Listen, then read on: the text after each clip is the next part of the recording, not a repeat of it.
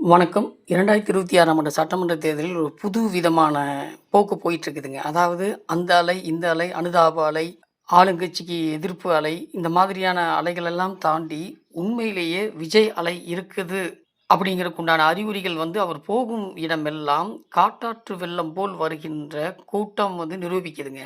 ஆகவே இருக்கும் குறுகிய காலகட்டத்தில் விஜய் அவர்கள் தன்னுடைய 33 ஆண்டு கால செல்வாக்கை வரும் 20 நாட்களில் முதலீடு செய்து அறுவடை செய்வதற்காக சதி சூழ்ச்சிகளின்பால் மற்றவர்கள் மீது பழி போடாமல் சாத்வீக முறையில், அதாவது விஜய் அவர்கள் உண்ணாவிரதத்துக்கு உட்கார்ந்தாவே ஆயிரக்கணக்கான லட்சக்கணக்கான பேர் அவர் கூட உட்கார்ற மாதிரி இருக்கிற இந்த சூழல்ல அவர் தனக்கு பின்னால் எந்தவித எதிர்பார்ப்புமின்றி திரளும் மக்கள் சக்தியை எப்படிப்பட்ட ஆக்கப்பூர்வமான செயல்களுக்கு பயன்படுத்தி கொண்டு எந்த விதமான அணுகுமுறையில் வருகின்ற சட்டமன்ற தேர்தலை குறுகிய காலத்தில் தன்னுடைய செல்வாக்கை ஓட்டுகளாக மாற்றுவதற்கும் தன்னுடைய ஒற்றை முகத்தின் பின்னால் 234 வேட்பாளர்களை கட்டி இழுக்கும் அசாத்தியமான முயற்சிக்கு எப்படிப்பட்ட யுக்தியை கையாளப் போகிறார் என்பதை உங்களைப் போலவே நானும் தெரிஞ்சுக்க ரொம்ப ஆர்வமாக இருக்கேங்க.